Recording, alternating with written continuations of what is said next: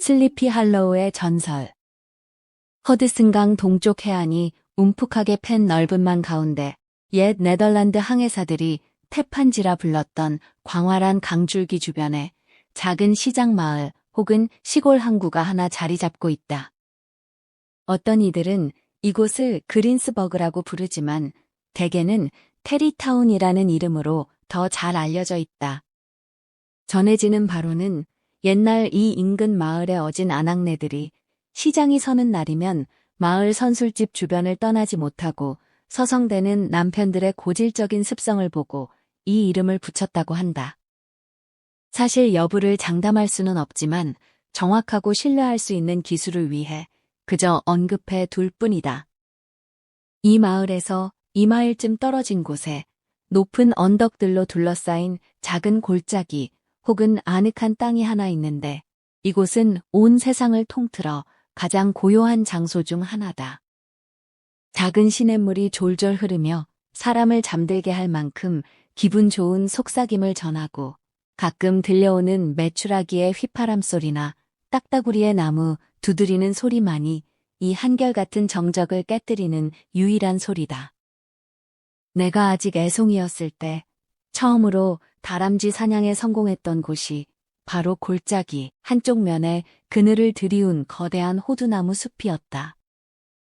만물이 유독 고요해지는 정오 무렵 나는 그 숲속을 헤매다가 내 총소리에 깜짝 놀라곤 했다. 주변의 거룩한 정막을 깨뜨린 총성이 성난 메아리가 되어 길게 울려 퍼졌기 때문이다. 만약 내가 세상의 소란으로부터 도망쳐 잠시 숨어들 곳을 찾는다면 혹은 고단한 삶의 여생을 조용히 꿈꾸며 보내고 싶다면 이 작은 골짜기보다 더 적합한 곳은 알지 못한다. 이곳 특유의 나른한 평온함과 초기 네덜란드 정착민의 후손인 주민들의 독특한 기질 덕분에 이 외딴 골짜기는 오래전부터 슬리피 할로우라는 이름으로 불려왔다. 그리고 이곳의 시골 청년들은 인근 지역에서 슬리피 할로우 보이즈라고 통한다. 이 땅 위에는 졸음이 쏟아지는 듯 몽환적인 기운이 감돌며 대기 속에 깊숙이 스며들어 있는 듯하다. 어떤 이들은 정착 초기에 어느 독일인 의사가 이곳에 마법을 걸었다고도 하고 또 어떤 이들은 핸드릭 허드슨 선장이 이 땅을 발견하기 전 어느 늙은 인디언 추장이자 예언자가 이곳에서 주술을 부렸다고도 한다. 분명한 것은 이곳이 여전히 어떤 마법 같은 힘의 지배 아래 있으며 그 힘이 선량한 사람들의 마음을 사로잡아 그들을 끊임없는 공상 속에 살게 한다는 점이다. 그들은 온갖 기이한 믿음에 빠져 있으며 황홀경이나 환영을 보기도 하고 종종 이상한 광경을 목격하거나 공중에서 들려오는 음악과 목소리를 듣기도 한다. 마을 전체에 지역 전설과 유령이 나오는 장소, 그리고 황혼역의 미신이 가득하다. 이 골짜기 위로는 다른 어느 지역보다 유성이나 별똥별이 더 자주 가로지르며 꿈속의 악마와 그 일당들이 이곳을 즐겨 찾는 놀이터로 삼는 듯하다. 그러나 이 신비로운 지역을 배회하며 공중의 모든 권세를 다스리는 듯이 보이는 가장 압도적인 영혼은 마을 위에 올라탄 머리 없는 형상의 유령이다. 어떤 이들의 말에 따르면 그는 독립전쟁 중 어느 이름 모를 전투에서 대포 아래 머리가 날아간 햇센 기병의 유령이라고 한다. 시골 사람들은 밤의 어둠 속에서 마치 바람의 날개를 단 듯이 서둘러 달려가는 그를 종종 목격하곤 한다. 그의 출몰지는 골짜기에만 국한되지 않고 때로는 인근 도로, 특히 멀지 않은 곳에 있는 교회 근처까지 뻗어나간다. 실제로 이 지역의 가장 신뢰할 만한 역사가들은 이 유령에 관한 떠도는 사실들을 세심하게 수집하고 대조한 끝에 그 기병의 시신이 교회 묘지에 묻혀 있다고 주장한다. 그래서 유령은 매일 밤 자신의 머리를 찾아 전장으로 달려가며 때로는 한밤중에 돌풍처럼 무서운 속도로 골짜기를 지나가는데 이는 날이 밝기 전 서둘러 묘지로 돌아가야 하기 때문이라는 것이다. 이것이 그 지역의 수많은 기괴한 이야기에 소재를 제공한 전설적인 미신의 대강이며 이 유령은 인근의 모든 화롯가에서 슬리피 할로우의 머리 없는 기사라는 이름으로 불린다. 놀라운 점은 내가 언급한 이런 환상적인 기질이 토박이들에게만 국한되지 않는다는 사실이다. 이곳에 잠시 머무는 사람이라면 누구든 자신도 모르게 그 기운에 젖어들게 된다. 이 졸린 땅에 들어오기 전까지 아무리 깨어있는 사람이었을지라도 얼마 지나지 않아 대기 중의 마법 같은 기운을 들이마시게 되고 이내 상상력에 빠져 꿈을 꾸고 환영을 보기 시작한다. 나는 이 평화로운 장소를 극찬하지 않을 수 없다. 뉴욕주의 거대한 대지 품속에 여기저기 박혀있는 이런 작은 네덜란드식 골짜기들이야말로 인구와 풍습, 관습이 변치 않고 고정된 곳이기 때문이다.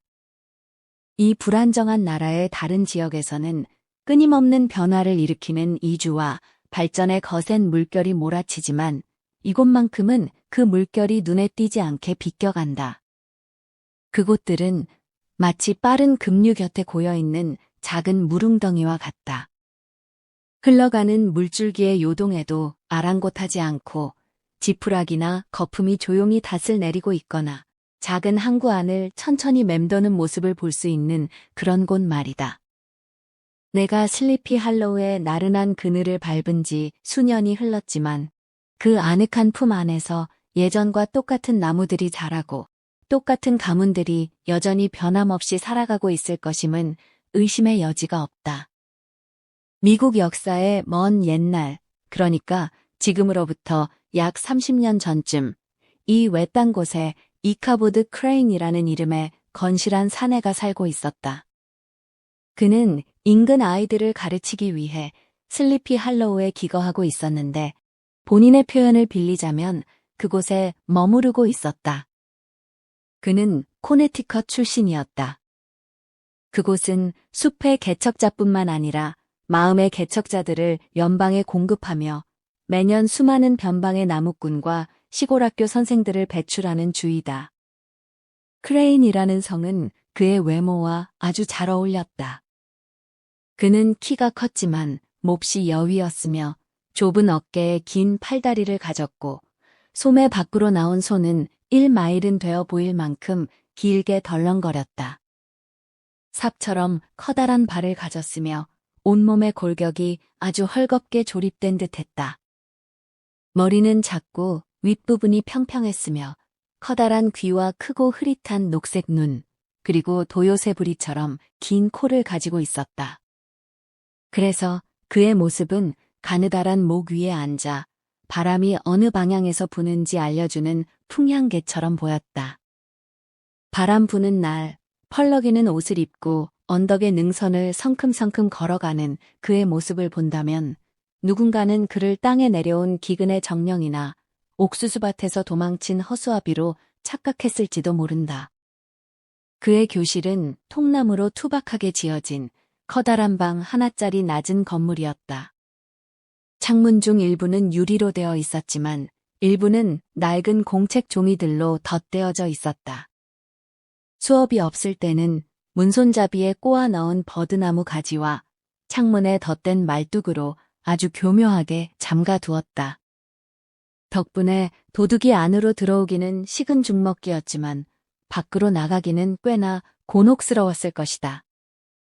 이 아이디어는 아마 건축가 요스트 반 하우텐이 장어 통발의 원리에서 빌려온 듯하다. 학교는 숲이 우거진 언덕 기슭, 시냇물이 흐르고 커다란 자작나무 한 그루가 서 있는 다소 외딴 곳에 있었지만 분위기는 쾌활했다. 나른한 여름날이면 수업 내용을 암송하는 학생들의 웅얼거림이 벌통의 윙윙거림처럼 들려왔고 때때로 위협이나 명령의 어조가 담긴 선생의 위험 있는 목소리가 그 정적을 깨뜨리곤 했다. 혹은 어떤 게으른 학생을 지식의 꽃길로 이끌기 위해 자작나무 회초리를 휘두르는 섬뜩한 소리가 들려오기도 했다. 사실 그는 양심적인 사람이었으며 매를 아끼면 아이를 망친다는 황금률을 늘 마음속에 새기고 있었다. 덕분에 이카보드 크레인의 제자들은 결코 망나니가 되지 않았다.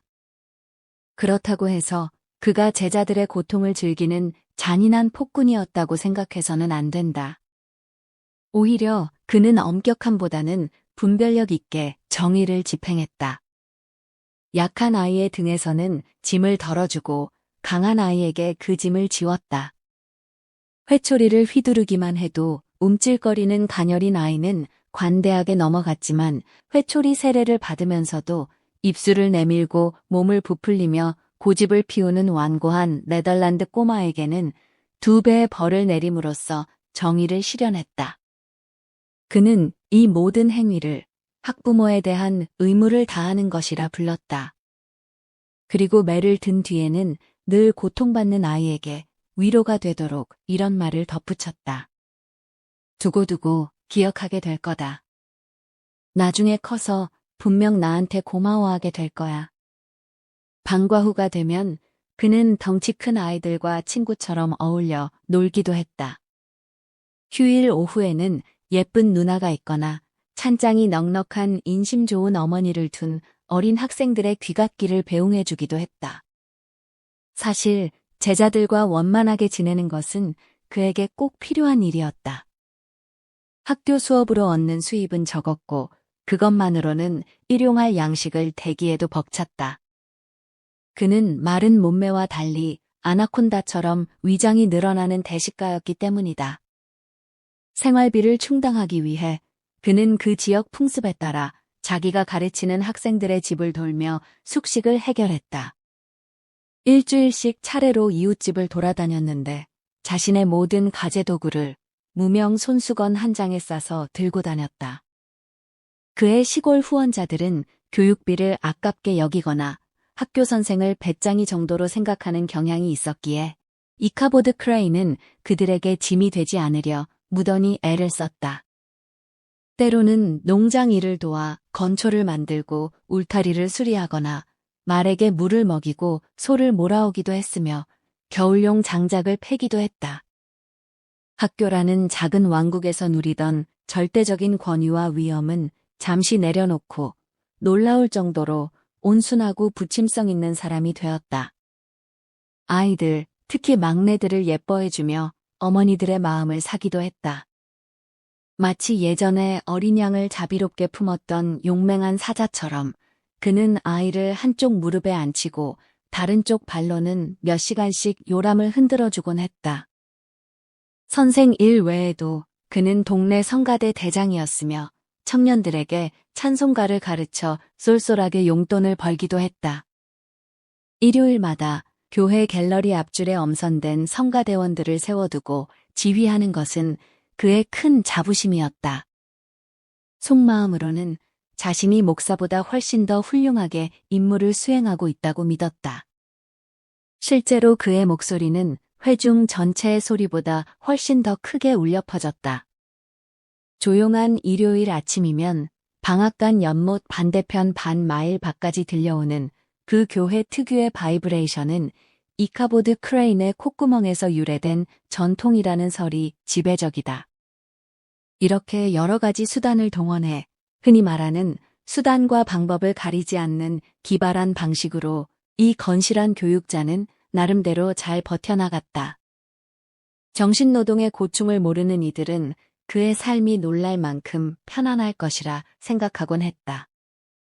시골 아낙네들 사이에서 학교 선생은 대개 꽤 비중 있는 인물로 통한다. 거친 시골 청년들보다 취향이나 소양이 훨씬 우월하고 지식 면에서도 오직 목사에게만 뒤지는 한가하고 신사적인 인물로 여겨지기 때문이다. 따라서 그의 등장은 농가 찻상의 분위기를 들뜨게 하고 평소보다 더 많은 케이크나 단 것을 차려내게 하며 어쩌면 은재 차추 전자까지 꺼내게 만들곤 한다. 우리의 지식인 이카보드는 시골 처녀들의 미소 속에서 무척 행복했다. 일요일 예배 시간 사이 그는 교회 묘지에서 처녀들과 어울리며 주변 나무를 뒤덮은 야생덩굴에서 포도를 따주거나 묘비명을 낭독해주며 그녀들을 즐겁게 해주었다. 수줍음 많은 시골뜨기들이 그의 세련된 매너와 언변을 시샘하며 뒤처져 있을 때 그는 처녀 무리와 함께 방앗간 연못가를 산책하며 시간을 보냈다. 이런 반유랑 생활 덕분에 그는 집집마다 지역 소문을 실어 나르는 일종의 이동신문고 역할을 했고 그의 방문은 언제나 환영받았다. 게다가 여자들은 그를 대단한 박학다식가로 존경했다. 그는 책을 몇 권이나 완독했으며 특히 코튼 매더의 뉴잉글랜드 마술의 역사를 완벽하게 섭렵하고 있었기 때문이다. 참고로 그는 그 책의 내용을 아주 굳건하고도 강력하게 믿고 있었다. 사실 그는 소소한 영특함과 순진한 믿음이 묘하게 뒤섞인 인물이었다. 기이한 것에 대한 갈망과 그것을 소화하는 능력은 남달랐으며 이 마법에 걸린 지역에 거주하면서 그 성향은 더욱 강화되었다. 아무리 황당하고 기괴한 이야기라도 그의 넓은 위장은 모두 받아들였다. 방과 후 오후가 되면 학교 옆을 흐르는 시냇가 클로버밭에 누워 코튼 매더의 끔찍한 이야기들을 탐독하는 것이 그의 즐거움이었다. 땅거미가 내려앉아 책장이 안개처럼 뿌옇게 보일 때까지 그는 책을 읽었다. 그러고 나서 늪지와 개울, 무시무시한 숲길을 지나 자기가 묵기로 한 농가로 향할 때면 그 마법 같은 시간에 들려오는 자연의 모든 소리가 그의 흥분된 상상력을 자극했다. 언덕 너머 들려오는 쏙독새의 울음소리나 폭풍을 예고하는 청개구리의 징조 섞인 울음, 올빼미의 음산한 울음소리, 혹은 덤불 속에서 새들이 갑자기 파닥거리는 소리조차 그를 떨게 했다. 어두운 곳에서 유독 밝게 빛나는 반딧불이가 길을 가로지르기라도 하면 그는 쏘스라치게 놀랐고 어쩌다 커다란 풍뎅이가 그에게 부딪히기라도 하면 이 가엾은 사내는 마녀의 징표를 받은 줄 알고 거의 실신할 지경이 되었다. 그럴 때마다 공포를 떨쳐내거나 악령을 쫓기 위해 그가 선택한 유일한 방법은 찬송가를 부르는 것이었다. 슬리피 할로우에 선량한 사람들은 저녁 무렵 문가에 앉아 있다가 멀리 언덕이나 어둑한 길가에서 들려오는 그의 길게 늘어지는 콧노래 소리를 들으며 경외감에 젖곤 했다. 그의 또 다른 공포 섞인 즐거움은 긴 겨울 저녁 네덜란드 노파들이 화로 곁에서 물레를 돌리는 동안 그 곁에서 고스트와 고블린, 유령 들린 벌판과 개울 다리와 집에 관한 기이한 전설들을 듣는 것이었다. 특히 머리 없는 기사, 즉 달리는 햇센 기병에 관한 이야기를 들을 때면 그는 흥미를 감추지 못했다. 그 대가로 이카보드 역시 코네티컷 시절의 마법담이나 공중에서 들려오던 불길한 전조와 기이한 광경들에 대해 들려주며 노파들을 즐겁게 해주었다. 그는 혜성이나 별똥별에 대한 추측, 그리고 세상이 실제로 둥글게 돌고 있으며 우리가 절반은 거꾸로 매달려 있다는 놀라운 사실로 그녀들을 몹시 겁주기도 했다. 타오르는 장작불 덕분에 붉은 기운이 감도는 아늑한 방 안에서는 그런 영령들이 감히 얼굴을 내밀지 못했기에 즐거울 수 있었지만 그 즐거움은 집으로 돌아가는 길의 공포로 톡톡히 대가를 치러야 했다. 눈 덮인 밤에 가련하고 섬뜩한 빛 속에서 얼마나 무서운 형상과 그림자들이 그의 길을 가로막았던가. 먼 창가에서 황량한 들판을 가로질러 들려오는 가느다란 빗줄기를 바라보는 그의 눈빛은 얼마나 간절했던가. 눈 덮인 관목이 마치 수의를 입은 유령처럼 보일 때면 그는 얼마나 얼어붙었던가. 발밑에 얼어붙은 눈층을 밟는 자신의 발소리에 쏘스라치고 혹시라도 낯선 존재가 뒤를 쫓아오지 않을까 두려워 차마 뒤를 돌아보지도 못했다. 나무들 사이로 몰아치는 돌풍 소리를 들으며 달리는 햇센 기병이 밤에 순찰을 시작한 것이라 믿고 절망에 빠진 적은 또 얼마나 많았던가. 하지만 이 모든 것들은 밤의 공포, 즉 어둠 속을 걷는 마음속의 망상일 뿐이었다. 비록 그가 수많은 유령을 보았고 외로운 산책 중에 사탄의 유혹을 여러 번 겪었을지라도 날이 밝으면 그 모든 악의 기운은 사라졌다. 만약 그의 앞에 유령이나 고블린, 마녀들을 모두 합친 것보다 필멸의 인간을 더 당혹스럽게 만드는 존재가 나타나지 않았더라면 그는 악마의 방해에도 불구하고 꽤 즐거운 삶을 살았을 것이다. 그 존재는 바로 여자였다. 매주 한 번씩 찬송가를 배우기 위해 모이는 제자들 중에 카트리나 반 타셀이라는 처녀가 있었다. 그녀는 부유한 네덜란드 농부의 외동딸이었다. 갓 18이 된 그녀는 활짝 핀 꽃처럼 화사했고 자고새처럼 통통했으며 그녀의 아버지가 기르는 복숭아처럼 잘 익고 탐스럽고 뺨은 발그레했다. 그녀는 아름다운 뿐만 아니라 엄청난 재산을 물려받을 상속녀로 온 인근의 명성이 자자했다.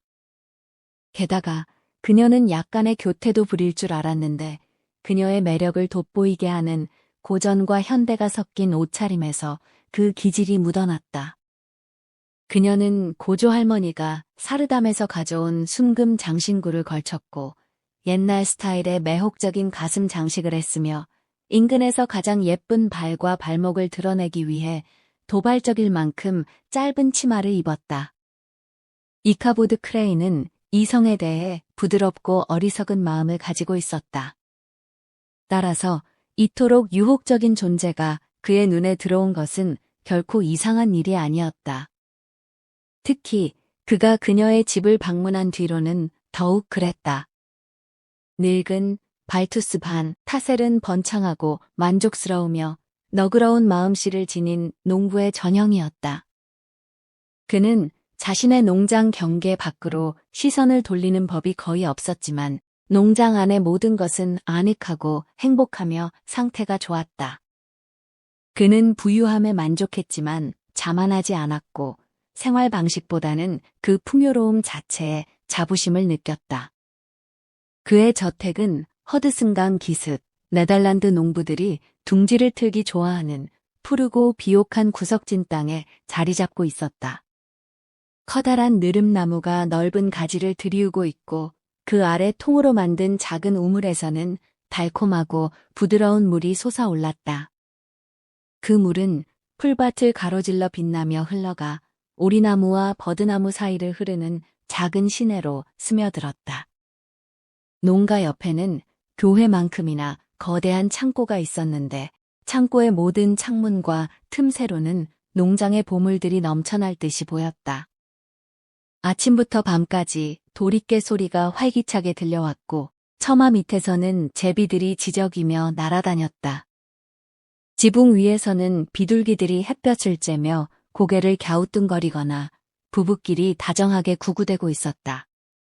우리 안에서는 매끄럽고 덩치 큰 돼지들이 평온하고 풍족하게 꿀꿀거렸고 때때로 새끼 돼지들이 공기를 들이마시려는 듯이 무리지어 튀어나오곤 했다.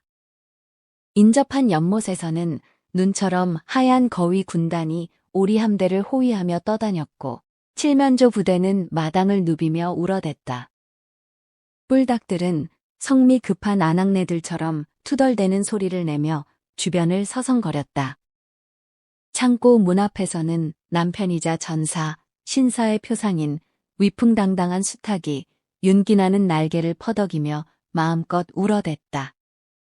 수탉은 가끔 발로 땅을 파헤치다가 맛있는 먹이를 발견하면 언제나 배고픈 아내와 아이들을 너그럽게 불러 모으곤 했다.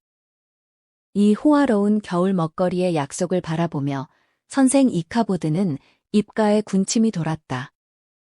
탐욕스러운 그의 상상력 속에서 뛰어다니는 돼지들은 이미 뱃속에 푸딩을 넣고 입에 사과를 문 통돼지구이로 변해 있었다. 비둘기들은 기분 좋게 파이 속에 누워 빵껍질 이불을 덮고 있었고 거위들은 자신의 육즙 속에 헤엄치고 있었으며 오리들은 양파 소스를 곁들인 접시 위에 다정한 부부처럼 놓여 있었다.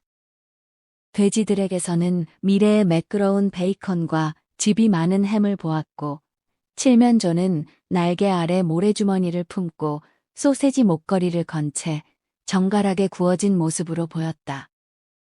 심지어 위풍당당한 수탉조차도 살아생전에는 결코 구걸하지 않았을 자비를 구하는 듯이 발톱을 위로 치켜든 채 접시 위에 누워있는 모습으로 상상되었다.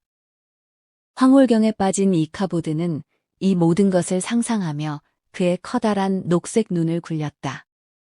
반 타셀의 집을 둘러싼 기름진 목초지, 밀과 호밀, 메밀과 옥수수가 자라는 풍요로운 들판, 그리고 붉은 과실이 주렁주렁 열린 과수원을 바라보며 그의 마음은 이 영토를 상속받을 처녀를 향한 갈망으로 타올랐다. 그의 상상력은 더 나아가 이 모든 재산을 당장 현금으로 바꾸어 황무지의 거대한 토지와 궁궐 같은 집들에 투자하는 상상에까지 이르렀다. 심지어 그의 바쁜 공상은 벌써 카트리나와 결혼해 아이들을 한가득 태우고 솥과 냄비가 매달린 마차 위에 가재도구를 가득 실은 채 켄터키나 테네시, 아니 하느님만이 아시는 저 먼 곳으로 떠나는 자신의 모습을 그려내고 있었다. 그가 집 안으로 들어섰을 때 그의 마음은 완전히 정복당했다. 그 집은 초기 네덜란드 정착민의 양식을 계승한 넓은 농가였다. 경사가 완만하고 지붕마루가 높은 지붕 아래로 처마가 길게 뻗어나와 앞마당에 베란다를 형성하고 있었다. 그곳에는 도리깨와 마구, 각종 농기구와 강에서 고기를 잡을 때 쓰는 그물들이 걸려 있었다. 여름용 벤치들이 놓여 있었고 한쪽에는 커다란 물레가, 다른 쪽에는 버터 만드는 교반기가 놓여 있어 이 공간의 다양한 용도를 보여주었다. 이 베란다를 지나 이카보드는 집의 중심이자 주요 생활 공간인 거실로 들어섰다. 긴 찬장 위에 늘어선 눈부신 주석 그릇들이 그의 눈을 사로잡았다. 한쪽 구석에는 실을 뽑을 양모가 가득 담긴 커다란 자루가, 다른 쪽에는 갓 짠 직물이 놓여 있었다. 벽을 따라서는 옥수수 이삭과 말린 사과, 복숭아가 붉은 고추와 어우러져 화려한 꽃장식처럼 걸려 있었다. 살짝 열린 문틈으로는 가구들이 거울처럼 빛나는 안방이 보였다. 아스파라거스 잎 장식 뒤로 부중막과 부삽, 집게가 반짝였고 벽난로 선반 위에는 오렌지 모형과 소라 껍데기, 형형색색의 새알들이 장식되어 있었다. 천장 중앙에는 거대한 타조알이 매달려 있었고 구석 찬장은 은식기와 정교하게 수리된 도자기들을 뽐내기라도 하듯 보란듯이 열려 있었다. 이 즐거움의 영토를 목격한 순간부터 이카보드의 평정심은 끝이 났다. 그의 유일한 연구과제는 어떻게 하면 반타셀의 독보적인 딸의 마음을 얻느냐가 되었다. 그러나 이 모험에서 그는 옛날 기사들이 겪었던 것보다 더 실제적인 난관에 부딪혔다. 옛 기사들은 대개 거인이나 마법사, 불을 뿜는 용처럼 무찌르기 쉬운 상대들과 싸우며 철문과 구리 성벽만 돌파하면 사랑하는 여인을 얻을 수 있었지만 이카보드는 달랐다. 그는 변덕과 변덕이 미로처럼 얽힌 시골 요조 숙녀의 마음을 얻어야 했고 그녀의 마음으로 통하는 모든 입구를 지키고 있는 수많은 시골 경쟁자들과 맞서야 했다. 그들은 서로를 매서운 눈으로 감시하면서도 새로운 경쟁자가 나타나면 언제든 공공의 적을 공격하기 위해 연합할 준비가 되어 있는 혈기왕성한 적수들이었다. 수많은 경쟁자 중 가장 강력한 적수는 아브라함 반 브런트, 일명 네덜란드식 애칭으로 브롬 반 브런트라 불리는 사내였다. 그는 인근 지역의 영웅으로 그의 힘과 배짱에 관한 무용담은 온 동네에 자자했다. 어깨가 떡 벌어지고 근육이 단단하게 뭉친 그는 짧고 곱슬거리는 검은 머리에 장난기와 오만함이 섞인 퉁명스럽지만 싫지 않은 인상을 풍겼다. 헤라클레스 같은 체구와 강력한 팔다리 덕분에 그는 누구나 인정하는 브롬 본즈라는 별명을 얻었다. 그는 말 타는 기술과 지식이 뛰어났으며 말 위에서는 타타르 기병만큼이나 능숙했다. 경마와 닭싸움이 열리는 곳이면 언제나 그가 앞장섰고 시골 생활에서 육체적 힘이 갖는 절대적인 권위를 바탕으로 모든 분쟁의 중재자 역할을 했다. 그는 모자를 한쪽으로 비스듬히 눌러쓰고 누구도 반박하거나 이의를 제기할 수 없는 어조로 판결을 내리곤 했다. 싸움이든 놀이든 언제나 준비되어 있었지만 그의 내면에는 악의보다는 장난기가 더 많았고 위압적인 거칠음의 밑바닥에는 익살스러운 유머 감각이 깔려 있었다. 그를 롤모델로 삼는 서너 명의 단짝 친구를 거느리고 그는 몇 마일 이내에서 벌어지는 모든 소동과 잔치 현장을 휩쓸고 다녔다. 추운 날이면 여우꼬리가 화려하게 장식된 모피 모자를 썼는데 시골 잔치에서 멀리 그 상징적인 장식이 거친 기수들 사이에서 흔들리는 것을 보면 사람들은 폭풍우가 몰려올 것에 대비하듯 긴장하곤 했다. 때로는 한밤중에 돈 코사크 기병대처럼 고함을 지르며 농가를 질주하는 그들의 말발굽 소리가 들려왔다. 잠결에 놀라 깬 노파들은 그 소란이 지나갈 때까지 잠시 귀를 기울이다가 이렇게 외치곤 했다. 아이고, 또 브롬 본즈와 그 패거리들이 지나가는구만. 이웃들은 그를 경외와 감탄, 그리고 호의가 뒤섞인 시선으로 바라보았고 근처에서 무모한 장난이나 싸움이 벌어지면 모두가 고개를 저으며 브롬 본즈가 배후에 있을 것이라고 확신했다. 이 거침없는 영웅은 한동안 화사한 카트리나를 자신의 투박한 구애 대상으로 점찍어 두었다. 그의 애정 표현은 마치 곰이 부드럽게 애무하는 것과 비슷했지만 카트리나가 그의 기대를 완전히 저버리지 않는다는 소문이 돌았다. 분명한 것은 그가 구애를 시작했다는 신호가 떨어지자마자 다른 경쟁자들은 모두 물러났다는 점이다. 연애 중인 사자와 맞서고 싶은 사람은 아무도 없었다. 일요일 밤, 반 타셀의 울타리에 그의 말이 매여 있는 모습이 보이면 다른 구원자들은 절망하며 발길을 돌려 다른 곳으로 눈을 돌렸다. 이카보드 크레인이 맞서야 할 상대는 바로 이 강력한 라이벌이었다. 모든 상황을 고려해 볼 때 그보다 더 튼튼한 사람이라도 이 경쟁에서 뒷걸음질 쳤을 것이며 더 현명한 사람이라면 절망했을 것이다. 그러나 이카보드에게는 유연함과 끈기가 절묘하게 섞인 천성이 있었다. 그는 외형이나 정신면에서 마치 서플잭 같았다. 휘어지긴 해도 결코 꺾이지 않았고 아주 작은 압력에도 몸을 굽혔지만 압력이 사라지는 순간 툭 하고 다시 예전처럼 꼿꼿하게 고개를 치켜들었다. 라이벌에게 공개적으로 맞서는 것은 미친 짓이었을 것이다. 브롬은 연애에 있어서만큼은 폭풍 같은 연인 아킬레우스 못지않게 방해받는 것을 참지 못하는 사내였기 때문이다. 그래서 이카보드는 조용하고 부드럽게 파고드는 방식을 택했다. 성가대 대장이라는 직함을 방패삼아 그는 농가를 자주 방문했다.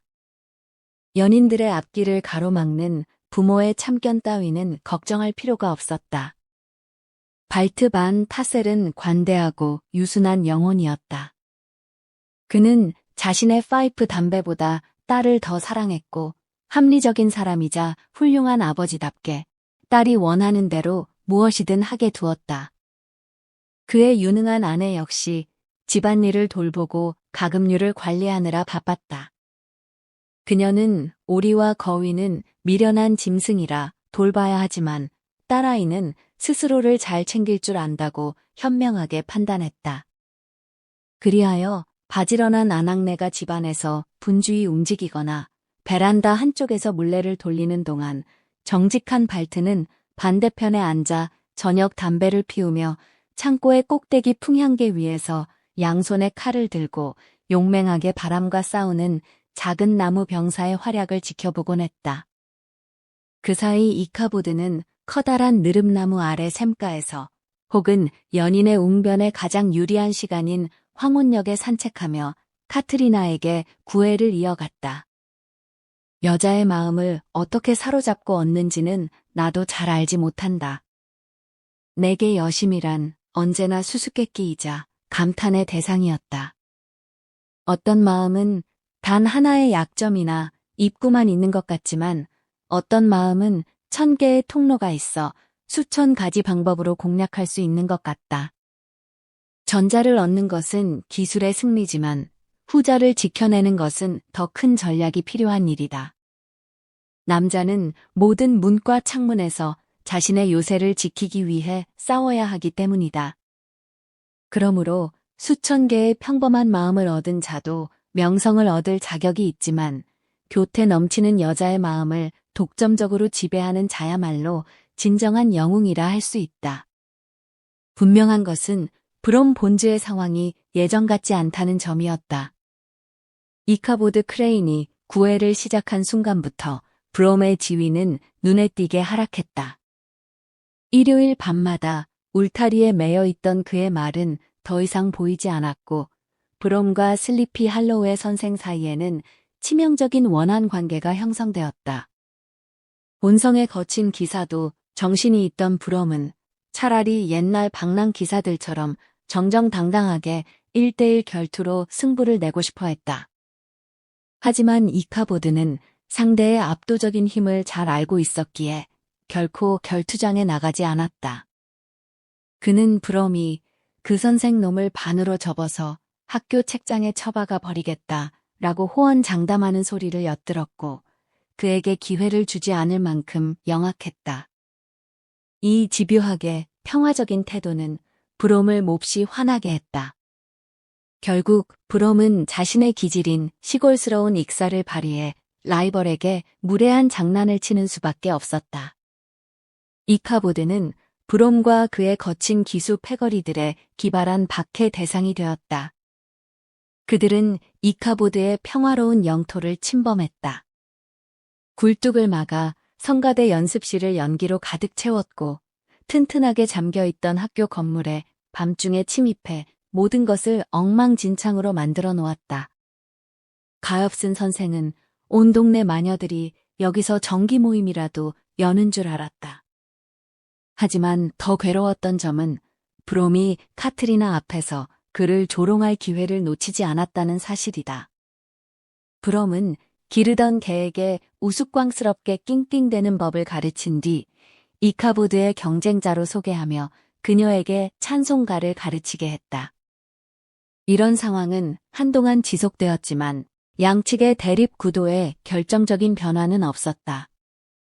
그러던 어느 화창한 가을 오후 이카보드는 평소 자신의 작은 지식왕국을 감시하던 높은 의자에 앉아 생각에 잠겨 있었다. 그의 손에는 전제 권력의 상징인 회초리가 들려 있었고 의자 뒤 모대는 악행을 저지르는 자들에게 상시적인 공포를 주는 자작나무 매가 걸려 있었다. 그의 책상 위에는 게으른 꼬마들에게서 압수한 압수물들, 먹다 남은 사과, 장난감, 총, 바람개비, 파리지옥, 종이싸움닭 등이 즐비했다. 방금 전 엄격한 훈육이 집행되었는지 학생들은 모두 책에 코를 박고 공부에 열중하거나 선생의 눈치를 보며 몰래 속삭이고 있었다. 교실 안에는 벌떼가 윙윙 거리는 듯한 정적이 감돌고 있었다. 그때 갑자기 무명옷을 입고 수은의 모자처럼 둥근 모자를 쓴 흑인이 길들지 않은 망아지를 타고 나타났다. 그는 학교 문 앞으로 달려와 이카보드에게 그날 저녁 반 타셀댁에서 열리는 잔치, 즉 퀼팅 파티에 초대한다는 소식을 전했다. 그는 이런 사소한 전가를 전할 때 흑인들이 흔히 부리는 거드름 섞인 태도와 세련된 말투로 소식을 전한 뒤 시냇물을 건너 골짜기 너머로 바삐 사라졌다. 방금 전까지 고요하던 교실은 아수라장이 되었다. 학생들은 사소한 것들은 건너뛴 채 서둘러 수업을 마쳤다. 눈치 빠른 아이들은 절반을 건너뛰어도 들키지 않았고 느릿한 아이들은 속도를 높이거나 어려운 단어를 넘어가기 위해 엉덩이에 매질을 당해야 했다. 책들은 정리되지 않은 채 내팽개쳐졌고 잉크병은 엎어졌으며 벤치는 나뒹굴었다. 평소보다 1시간 일찍 풀려난 아이들은 조기 해방의 기쁨에 겨워 비명을 지르며 운동장으로 쏟아져 나왔다. 용감한 이카보드는 평소보다 30분 더 몸단장에 정성을 들였다. 유일한 옷이자 낡은 검은색 정장을 솔질하고 닦아냈으며 학교에 걸린 깨진 거울 조각을 보며 머리 모양을 매만졌다. 연인 앞에 진정한 기사의 모습으로 나타나기 위해 그는 자신이 묵고 있던 집 주인인 성미급한 네덜란드 노인 한스 반 리퍼에게서 말을 한 마리 빌렸다. 위풍당당하게 말에 오른 그는 마치 모험을 떠나는 방랑 기사처럼 길을 나섰다. 낭만적인 이야기의 전통에 따라 우리 주인공과 그의 에마가 가진 외모와 장비에 대해 설명하지 않을 수 없다. 그가 올라탄 짐승은 성질머리 빼고는 모든 기력이 쇠한 늙은 쟁기용 말이었다. 뼈만 앙상하고 털은 삐죽삐죽했으며 양 같은 목에 망치 같은 머리를 가졌다.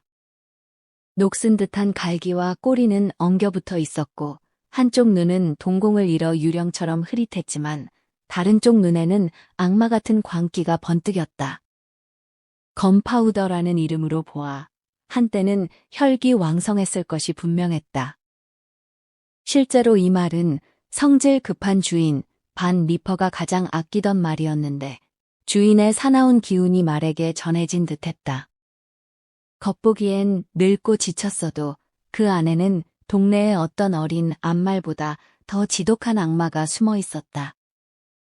이카보드는 이 말에 아주 잘 어울리는 모습이었다. 그는 등자를 짧게 조절해 무릎이 안장 앞부분까지 올라왔고 뾰족한 팔꿈치는 메뚜기처럼 툭 튀어나왔다. 채찍을 마치 왕홀처럼 수직으로 세워 들었고 말이 덜커덩거리며 걸어갈 때마다 그의 팔은 마치 날갯짓을 하는 것 같았다. 작은 양모 모자가 코끝에 걸쳐져 있었고 검은 코트 자락은 말 꼬리까지 펄럭였다. 한스 반 리퍼의 대문을 나서는 이카보드와 그의 말은 대낮에는 좀처럼 보기 힘든 기이한 광경이었다. 앞서 말했듯이 화창한 가을날이었다. 하늘은 맑고 평온했으며 자연은 풍요로움을 상징하는 황금빛 예복을 입고 있었다. 숲은 갈색과 황색으로 물들었고 연약한 나무들은 서리를 맞아 주황, 보라, 진홍빛으로 화려하게 변해 있었다. 높은 하늘에는 야생 오리떼가 줄지어 나타나기 시작했고 너도밤 나무와 히코리나무 숲에서는 다람쥐 소리가 인근 그루터기 밭에서는 쏙독새의 사색적인 휘파람 소리가 간간히 들려왔다. 작은 새들은 마지막 만찬을 즐기고 있었다. 풍요롭고 다양한 먹이 사이에서 새들은 지저귀고 장난치며 덤불과 나무 사이를 날아다녔다. 어린 사냥꾼들이 좋아하는 울새에 칭얼대는 듯한 울음소리, 검은 구름처럼 날아다니는 찌르레기 떼, 황금빛 날개와 붉은 벼슬 가진 딱따구리, 꼬리끝이 노란 여새, 그리고 연푸른 코트를 입고 숲의 모든 새와 친한 척하며 떠들어대는 시끄러운 멋쟁이 파랑어치까지 가득했다. 이카보드가 천천히 길을 가는 동안 먹거리에 유독 예민한 그의 눈은 가을의 보물들을 훑으며 즐거워했다. 사방에 사과가 가득했다. 어떤 것은 나무에 무겁게 매달려 있었고 어떤 것은 시장에 나갈 바구니와 통에 담겨 있었으며 나머지는 사과주를 만들기 위해 쌓여 있었다. 더 가다가 보니 잎사귀 사이로 황금빛 이삭을 드러낸 옥수수밭이 보였고 그 밑에는 둥근 배를 햇볕에 드러낸 노란 호박들이 호화로운 파이가 될 날을 기다리고 있었다. 향기로운 메밀밭을 지날 때면 벌통의 향기가 풍겨왔고 이카보드는 카트리나의 보조개 핀 손이 만들어줄 꿀과 버터를 곁들인 맛있는 팬케이크를 상상하며 행복한 예감에 젖었다. 이런 달콤한 상상으로 마음을 채우며 그는 허드슨강의 아름다운 경치가 내려다 보이는 언덕길을 따라 여행했다. 서쪽으로 해가 서서히 기울고 있었다. 태판지의 넓은 수면은 거울처럼 잔잔했고 멀리 산 그림자가 푸르게 일렁였다. 호박색 구름이 바람 한 점 없는 하늘에 떠 있었고 지평선은 황금빛에서 사과색으로 다시 짙은 푸른색으로 변해갔다. 절벽 위에 걸린 석양의 비스듬한 빗줄기가 바위산의 짙은 회색과 보랏빛을 더욱 깊게 만들었다. 멀리 슬로프선 한 척이 조류를 따라 천천히 내려가고 있었는데 돛은 돛대에 힘없이 매달려 있고 하늘이 비친 잔잔한 물 위에서 마치 배가 공중에 떠 있는 것처럼 보였다. 저녁 무렵 이카보드는 인근 지역에 네로라 하는 사람들이 모여있는 반 타셀의 저택에 도착했다. 가죽처럼 마른 얼굴에 홈스펀 코트와 바지, 푸른 양말과 거대한 주석 버클이 달린 구두를 신은 늙은 농부들이 보였다. 그 곁에는 주름 잡힌 모자를 쓰고 화려한 주머니 차림의 아낙네들이 있었다. 어머니들만큼 고풍스럽지만 밀짚 모자나 리본으로 세련미를 더한 처녀들도 보였다. 아들들은 노쇠 단추가 줄지어 달린 짧은 코트를 입고 당시 유행에 따라 뱀장어 가죽으로 머리를 묶고 있었다. 뱀장어 가죽이 머리카락을 튼튼하게 해준다는 믿음 때문이었다. 이 자리의 주인공은 역시 브롬 본즈였다. 그는 자신이 가장 아끼는 말 데어데블을 타고 나타났다. 그 말은 주인처럼 기운차고 장난기가 가득해 브롬 외에는 아무도 다룰 수 없었다. 브롬은 길들지 않은 사나운 말들만 고집했는데 순한 말은 혈기왕성한 청년에게 어울리지 않는다고 생각했기 때문이다. 이카보드가 저택의 거실에 들어섰을 때 그의 눈앞에 펼쳐진 매혹적인 광경을 묘사하기 위해 잠시 멈추고 싶다. 발그레한 처녀들의 매력이 아니라 가을날의 풍성한 네덜란드식 다과상이 주는 매력 말이다. 노련한 네덜란드 주부들만이 만들 수 있는 형언할 수 없이 다양한 케이크들이 쌓여 있었다. 듬직한 도넛, 부드러운 올리콕, 바삭한 크룬러, 달콤한 숏케이크, 생강 케이크, 꿀 케이크 등 온갖 종류의 케이크 가족이 총출동했다. 그 옆에는 사과 파이, 복숭아 파이, 호박 파이가 있었고 햄 슬라이스와 훈제 소고기도 보였다. 보존 처리된 자두, 복숭아, 배, 모과 요리는 물론이고 구운 청어와 치킨까지 가득했다. 이 모든 것들이 한데 어우러져 있고 그 가운데서 어머니 같은 찻주전자가 김을 내뿜고 있었다. 이 만찬을 제대로 설명하기에는 숨이 벅차고 시간이 부족할 정도다. 다행히 이카보드 크레인은 나만큼 서두르지 않았고 모든 별미를 마음껏 즐겼다. 그는 먹는 양에 비례해 마음이 넓어지고 영혼이 맑아지는 감사할 줄 아는 사내였다. 어떤 이들은 술을 마시면 기운이 나지만 그는 음식을 먹을수록 기분이 고조되었다. 그는 음식을 먹으며 이 상상할 수 없는 사치와 영광의 주인이 될 날을 꿈꾸며 눈을 굴리고 혼자 낄낄거렸다.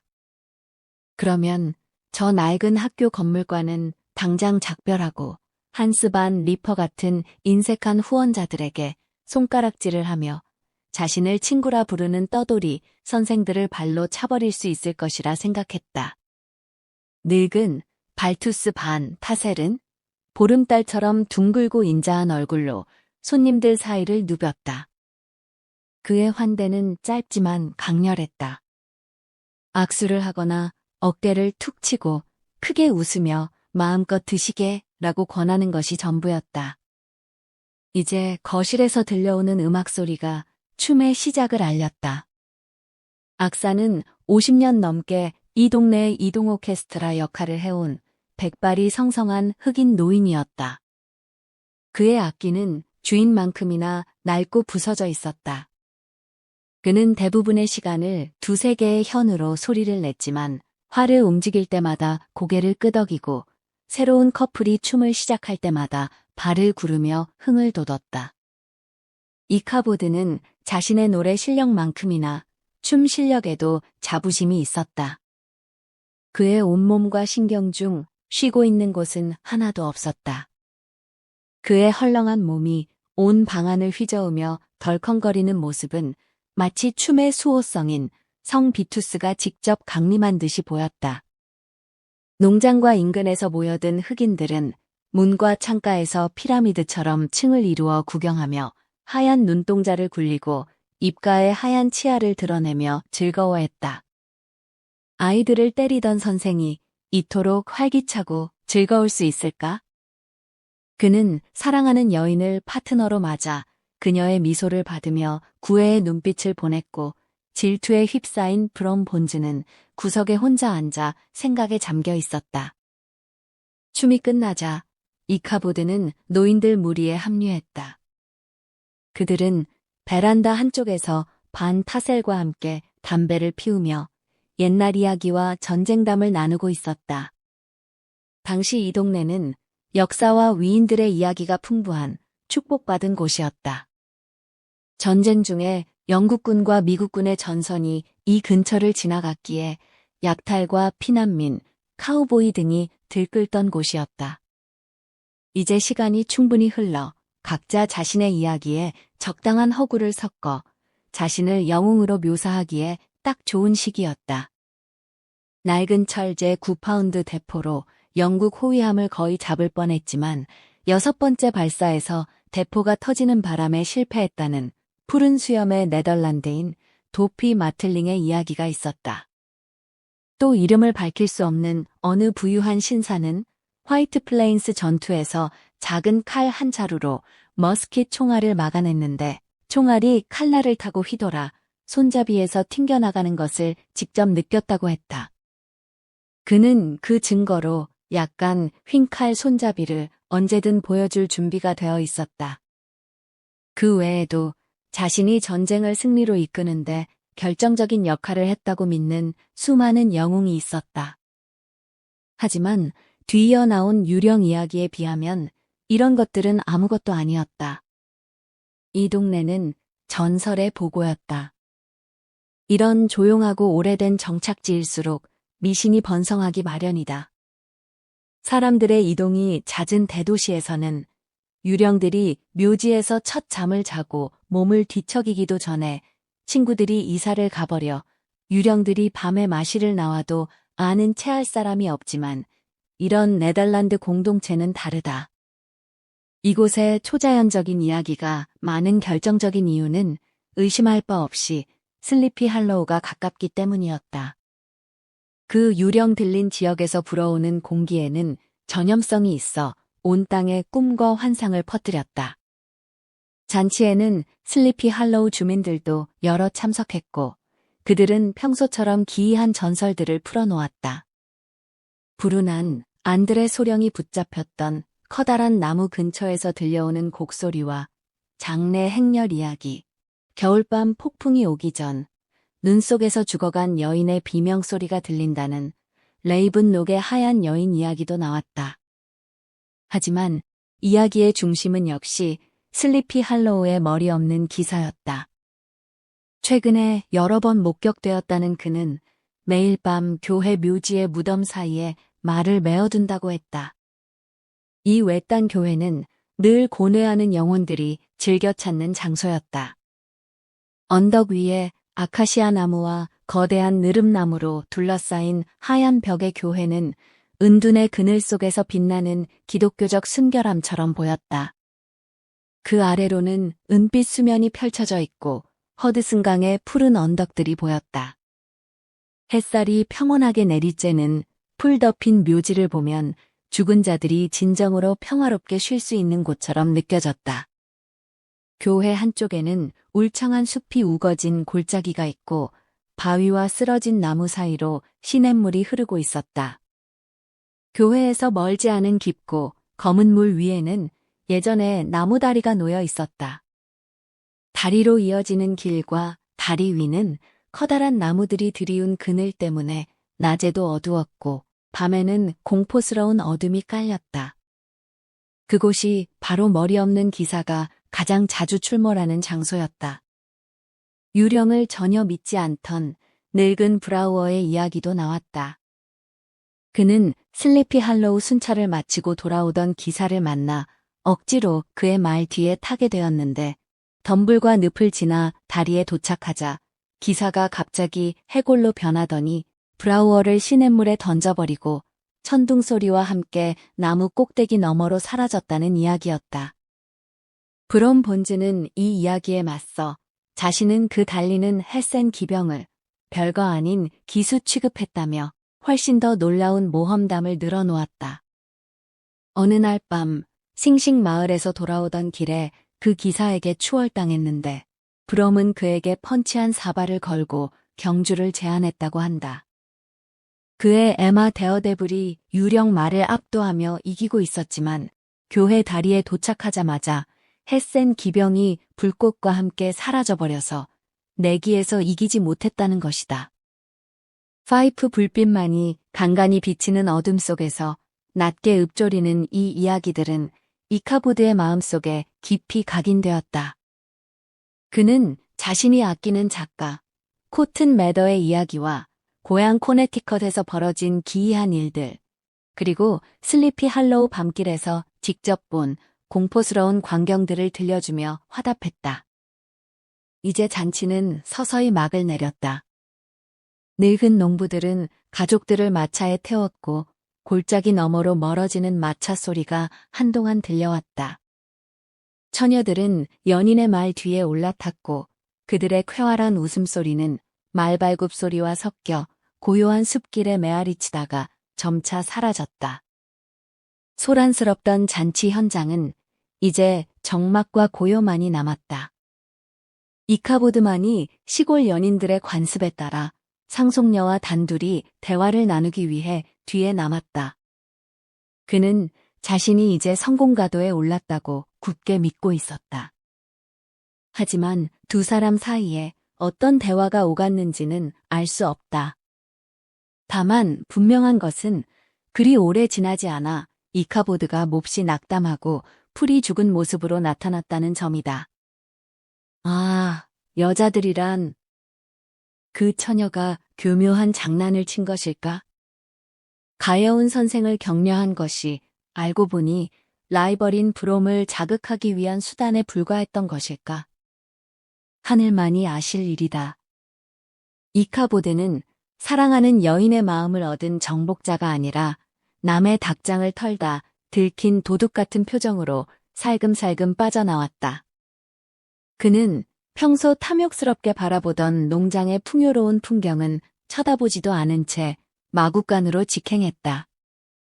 그리고 옥수수와 귀리산을 꿈꾸며 단잠에 빠져있던 자신의 말에게 거친 발길질과 매질을 퍼부어 깨웠다.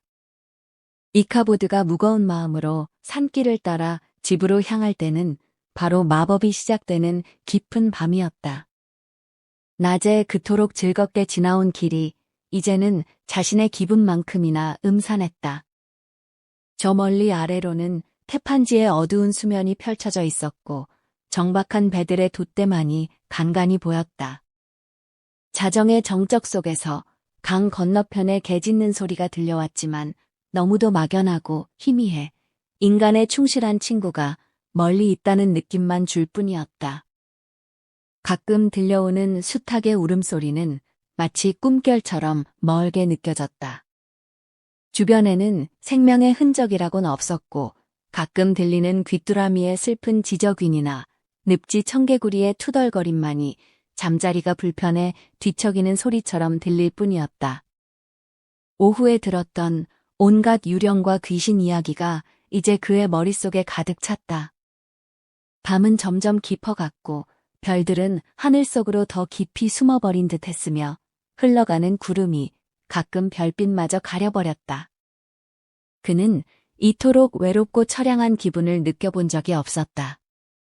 게다가 그는 유령 이야기의 배경이 된 바로 그 장소에 가까워지고 있었다. 길 한가운데에는 거대한 튤립나무 한 그루가 서 있었는데 주변의 다른 나무들을 압도하는 거인 같은 위용으로 이정표 역할을 했다. 뒤틀리고 기괴하게 뻗은 가지들은 보통 나무의 몸통만큼이나 굵었고 땅에 닿을 듯이 내려왔다가 다시 공중으로 솟구쳐 있었다. 이 나무는 근처에서 포로로 잡혔던 불운한 안드레 소령의 비극적인 이야기와 연결되어 안드레 소령의 나무라고 불렸다.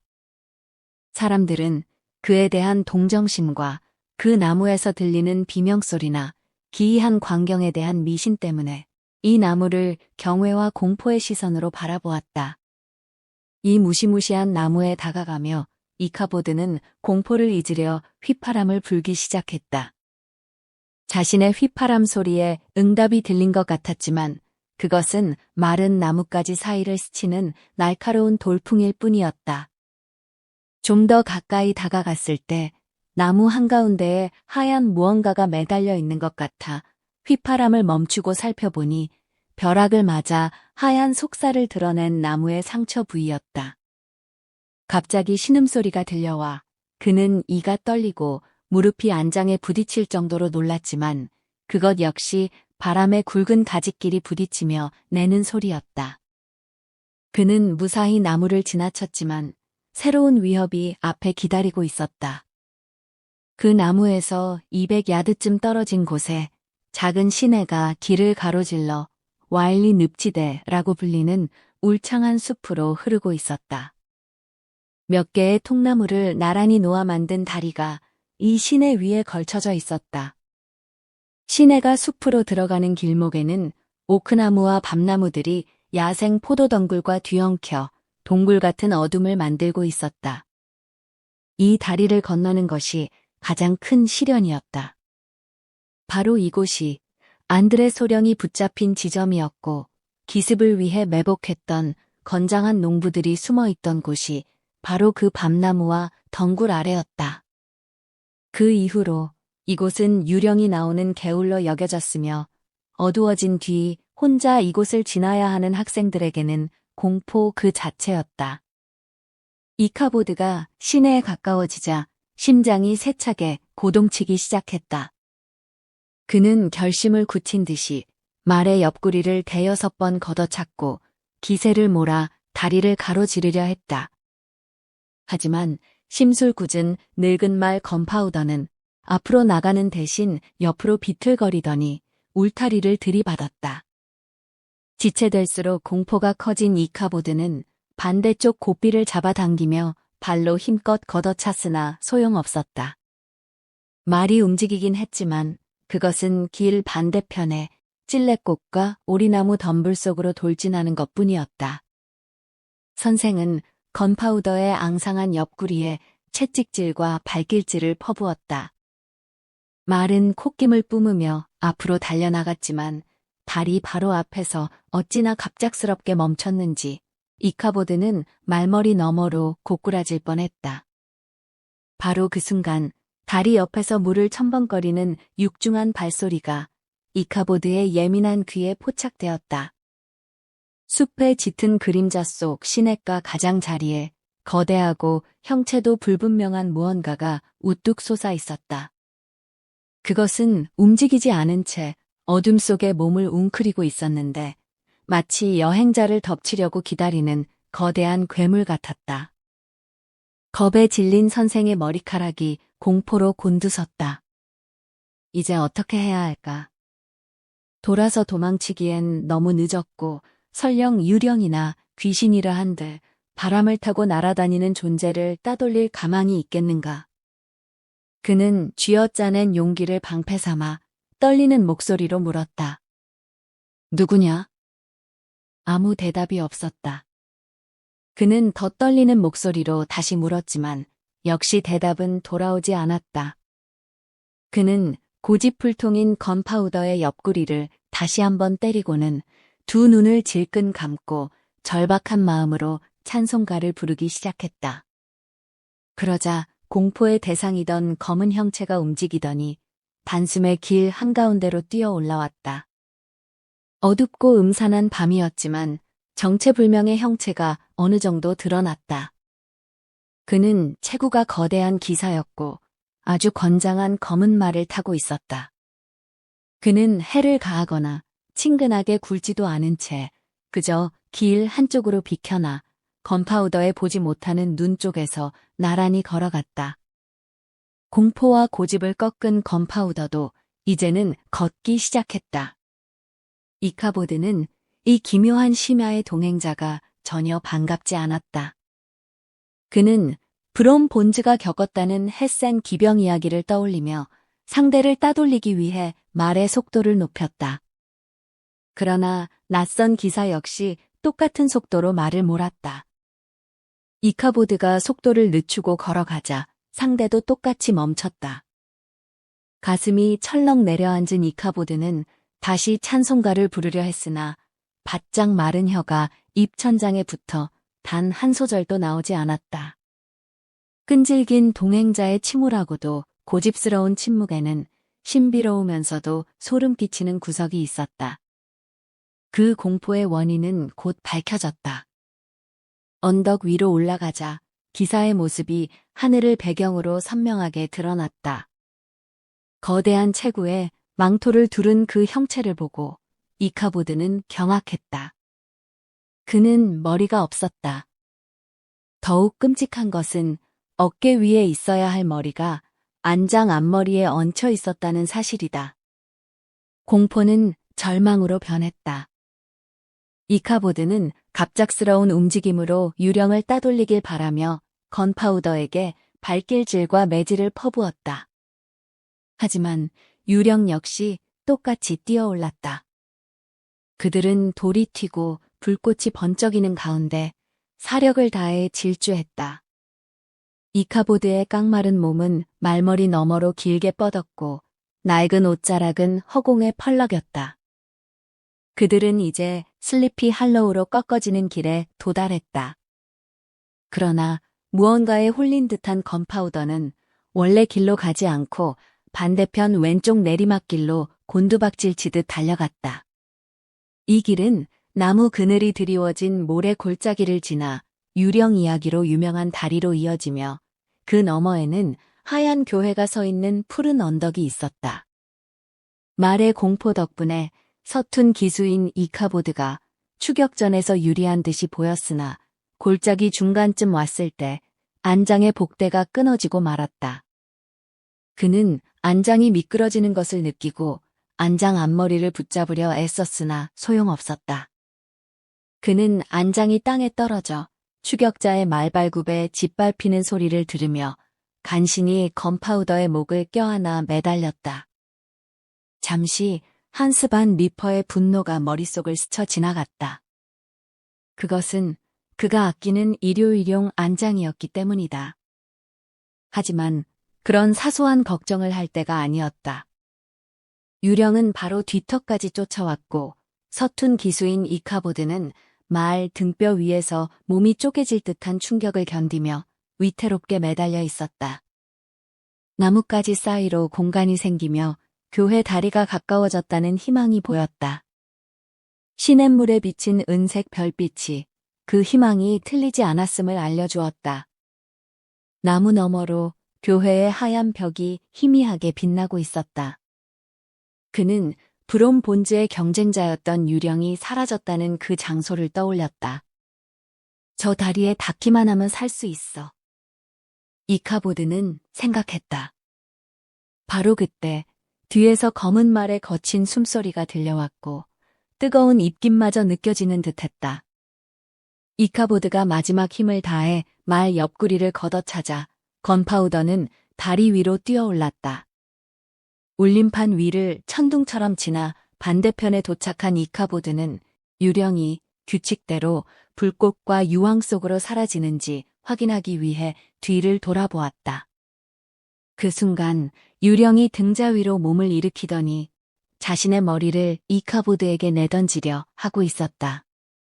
이카보드는 끔찍한 미사일을 피하려 했지만 너무 늦었다. 그것은 엄청난 소리와 함께 그의 머리통에 정통으로 맞았고 이카보드는 먼지 구덩이 속으로 거꾸로 처박혔다. 건파우더와 검은 말, 그리고 유령 기사는 회오리바람처럼 그 곁을 지나쳐 사라졌다. 다음 날 아침 안장도 없고 고삐가 발에 밟힌 늙은 말이 주인의 대문 앞에서 얌전하게 풀을 뜯는 모습이 발견되었다. 아침 식사 시간이 되어도 이카보드는 나타나지 않았고 점심시간이 되어도 소식이 없었다. 아이들은 학교에 모여 시냇가를 서성였지만 선생은 보이지 않았다. 한스 반 리퍼는 가여운 이카보드의 운명과 자신의 안장이 걱정되기 시작했다. 조사가 시작되었고 끈질긴 추적 끝에 흔적이 발견되었다.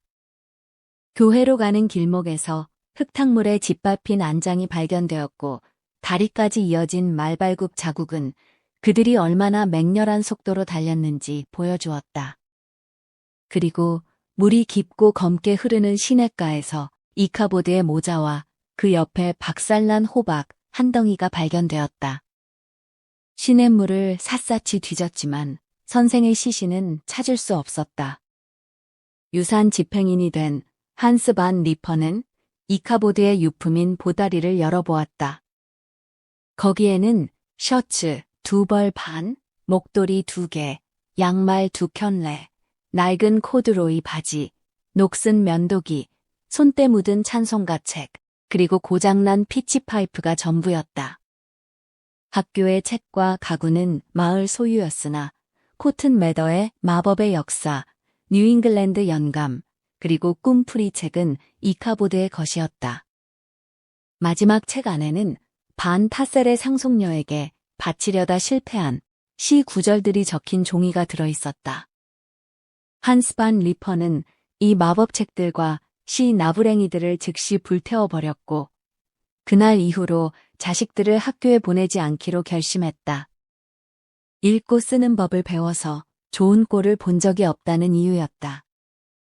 선생이 가진 돈이라고는 실종 며칠 전 받은 월급뿐이었는데 아마 실종 당시 품에 지니고 있었을 것이다.